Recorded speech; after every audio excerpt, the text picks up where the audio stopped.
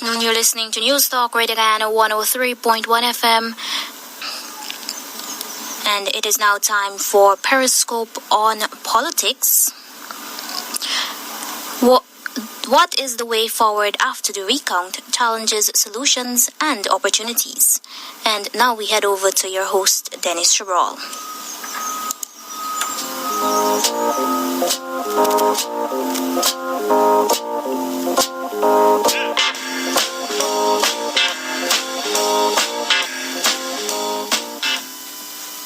This is Periscope on Politics, a national recount of votes cast in the March 2, 2020 general and regional elections ended yesterday. As we recall, President David Granger and opposition leader Barrett Jagnew agreed to a total national recount after raging controversy over claims of electoral fraud during the tabulation of the votes cast. At the end of their 33-day-long exercise at the Arthur Chunk Conference Center at Lilliandale, Georgetown, the People's Progressive Party Civic won more than 230,000 votes, and APU-AFC 217,259 votes. Under the joint system, a new and United Guyana, Liberty and Justice Party, and the new movement won a total of just over 5,000 votes, which entitles them to one seat in the 65-seat National Assembly. But the APU-AFC maintains that it was cheated through a massive electoral rigging scheme by the PPP, which affected more than 89,000 ballots. So, what is the way forward after the recount? Challenges, solutions, and opportunities. Joining us to explore this topic are Caribbean political scientist and pollster Peter Wickham, political commentator Terence Campbell, and political analyst Dr. Henry Jeffrey. We're also expected to be joined by former House Speaker, Senior Counsel Ralph Ramkuran. I'm your host, Dennis Chabral. Just a program note, Mr. Ramkuran and Dr. Jeffrey are executive members of the New and United Guyana, but of course, we invited them, we expect them to offer their dispassionate perspectives as far as possible. Gentlemen, welcome to the program. Thank you. Thank you, Dan. Thank you very much. Just in your introductory remarks, perhaps, first of all, Peter, what do you sense has happened so far, and where do you think we will go from here? Yeah, well, I want to congratulate you on getting to the end of this process. It was pretty clear to me that at least one of the sides had a vested interest in frustrating it as much as possible. And the fact that you've actually been able to get to the end of the count, and certainly with observers present, is testimony to, I would say, a fairly strong intestinal fortitude, and I certainly commend you for it. As to where you go from here now, I'm uncertain. I was doubtful that the forces that conspired to put you in this situation would have actually allowed the situation to end without some kind of court action or some other kind of intervention. So I'm pleasantly surprised that we're at the end now. It seems as though that we have a number, and there is likely to be a declaration, or at least consideration of a declaration. And I think that's a good thing. My concern, however, is that, I've seen an about-face on the part of President Granger, and his comment about 2 days ago, I believe it was 24 hours ago, he made a statement. And he, for the first time, introduced this whole idea of electoral fraud, because before that, it was being said by other people. He was willing to accept the decision of GCOM. Essentially, what he's done is that he's charged GCOM in that comment with in a veiled way that, look, I'm prepared to accept your judgment. However, you need also to consider these other factors, which to my knowledge were not on the table in the beginning.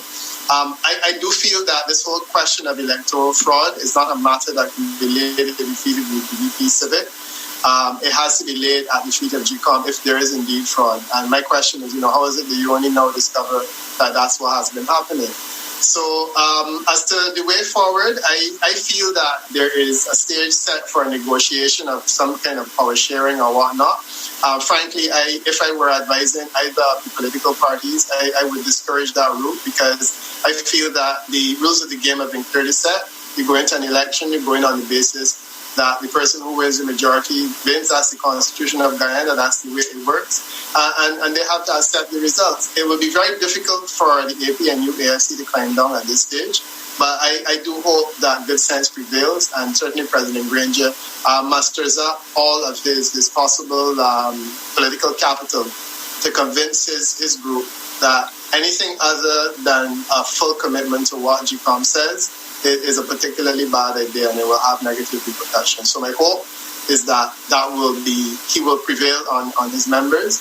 And if they want to challenge the outcome, they will go by way of election petition, but that would be after a declaration is made in the other direction.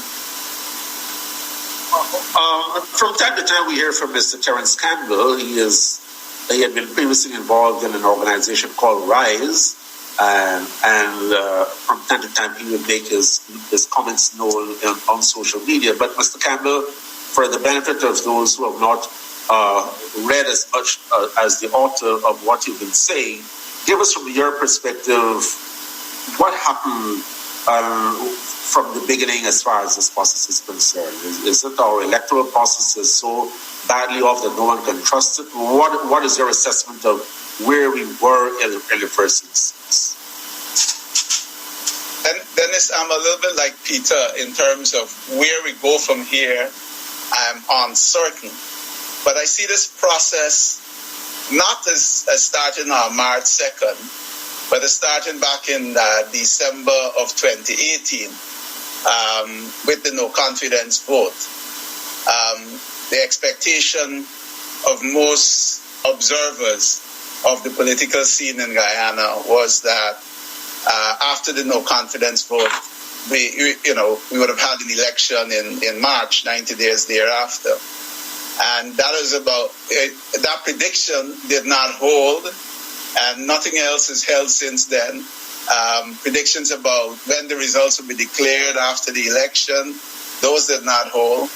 And so we reached this junction where we have, for all intents and purposes, some numbers coming out of the recount, and those numbers favor the PPPC.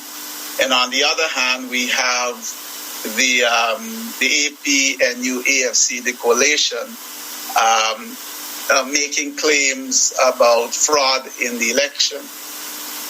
I believe that, as Peter just said, this will ultimately be settled by GCOM. The CEO of the Elections Commission will have to report the numbers from the recount, and the commission will meet, and I expect a partisan vote. The two sides and the chairman having to come down on one side or the other. I don't see any possibility of a court challenge at this point now that the recount is done, and any challenge to the result will have to be, as Peter said, by way of elections petition. But the issue, the calls, and I'm one, I disagree a little bit with Peter. I'm one who has called for some kind of power sharing or inclusionary government, and I've made this call for a long time. And it's from the point of view that what we have had so far in Guyana has not worked for us.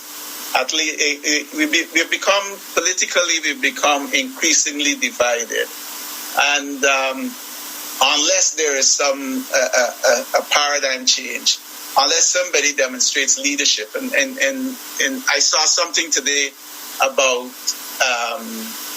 between Mr. Jagdeo and Dr. Irfan Ali about inclusionary governance, but not executive power sharing. Some might be disheartened to hear that, but I see it as a good first step towards opening the door for us to move forward in a more cohesive manner. At the end of the day, regardless of what the decision is, we are so bitterly divided, close to half of our population is going to be unhappy over this result. And what it is, at the base of it, at the foundation for it, it's the feeling, and not unjustified, by both sides, that when one government is in power, they're excluded. And excluded from resources, excluded from scholarships, excluded from jobs. So we need constitutional reform that would devolve power to the regions that are controlled by these groups, But we also need a new paradigm that can really bring us together, that can ratchet down the tensions, that no longer win a take all, that at the end of an election, an entire group half of the country doesn't feel as though they have lost. I don't think this is any way for us to pursue our national development project.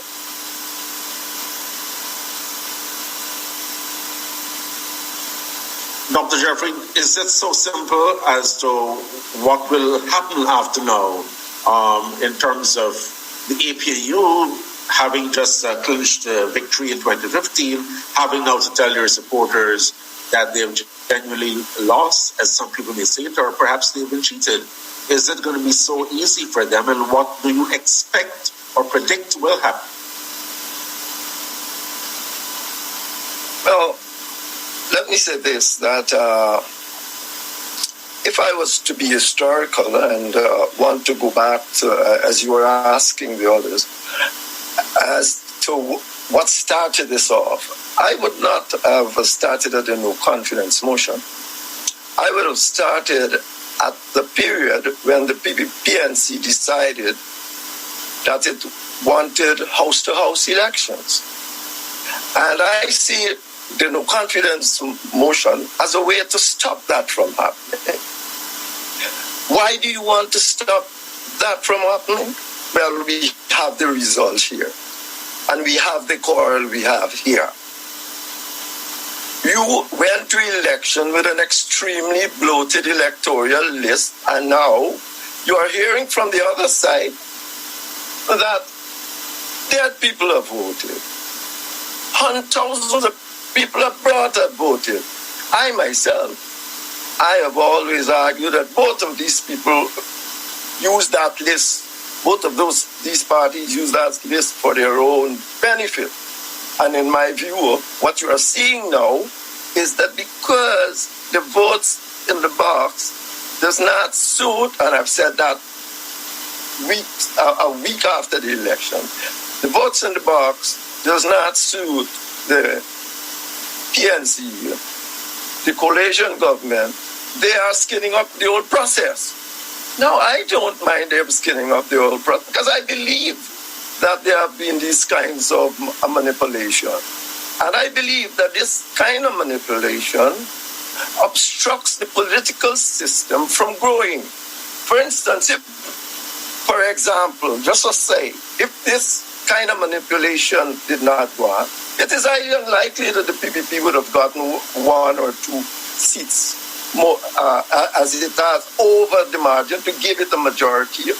We would have had a system that would have called for compromise between the parties. We would have had more like what we would call a multi-ethnic political system rather than a bicommunal one. But because these parties do this kind of manipulation, the system is stagnated. So we are where we are at because the parties set out. One, the PPP wants to get over the line of the 51%. They do not want what happened in 2011 to happen again. And the PNC just want to get a majority. It could not, I don't believe, well, it could not beat the PPP. I have said it umpteen times.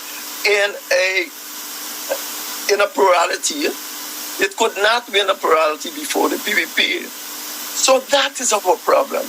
Our problem is that we have 2 large ethnic groups fighting each other to control the political space, largely because of the reasons Terry has pointed out. And that is the problem. What we know now, at least we know, we have, as we go forward, we have, I think, 3 things that we can agree upon. We can agree upon the fact that the PPP, that the GCOM will have to make the final decision or what happens with the votes in the box, who won the election, who did not win the election. I think we can agree on that. We can agree too that the PPP won more votes than the PNC. presidency in these elections. We can agree freely that there are numerous allegations that